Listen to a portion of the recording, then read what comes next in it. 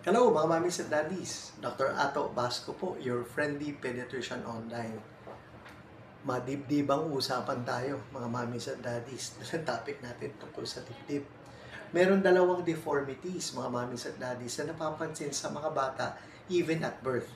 Ang tinatawag nating pectus carinatum, yun bang parang pigeon o kalapate. Very prominent na dibdib ng mga bata.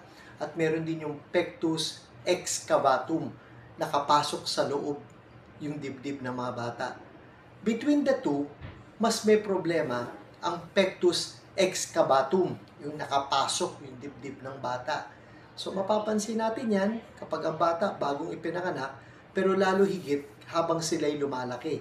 Usually mga 2 to 3 years old, mapapansin na natin na may concern doon sa dibdib ng mga bata, at habang sila'y lumalaki, nagiging more prominent o kapansin-pansin, mas noticeable kung sila ay pigeon-breasted, yung malaki ang dibdib nila, o kaya naman nakapasok sa loob, excavatum.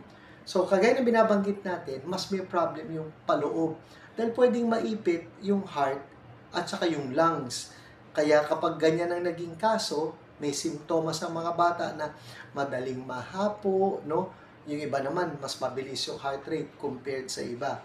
Pero alam po ninyo, mga mommies at daddies, ang pinakamalaking concern ng mga batang merong problem sa kanilang chest ay yung kanilang self-image, because they look different compared to other kids. Di po ba?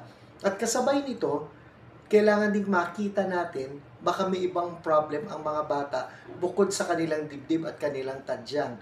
Baka meron din silang scoliosis, yung problema naman sa ating vertebral column or spinal cord. Na po. Now, ano ba ang cause? Bakit nagkakaroon ng ganito? Well, until now, doctors cannot explain kung bakit may mga batang very prominent ang dibdib o yung iba naman ay pasok yung kanilang dibdib. No po. Pero sa ganang atin po, ang concern na ito ay may kinalaman po sa buto o dun sa rib cage ng mga bata. Nasa gitna yung sternum, tapos nakadugtong ang atin pong mga tadyang. Ano po.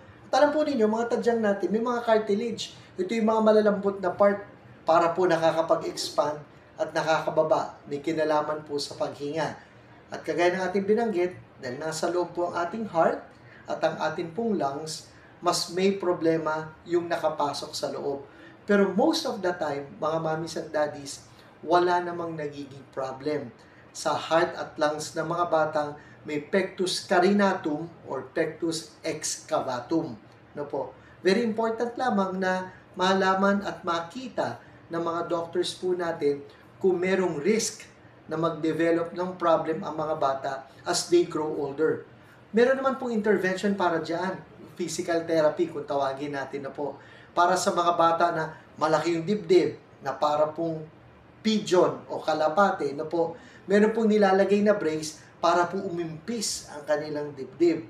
Para naman dun sa mga bata na pasok ang kanilang dibdib, pectus excavatum, meron man din tinatawag na vacuum gadget, kung saan hinihila naman pataas ang kanilang dibdib. Physical therapy po ang kinakailangan. So as the child grows older, kailangan po mai-correct ang deformity sa kanilang dibdib.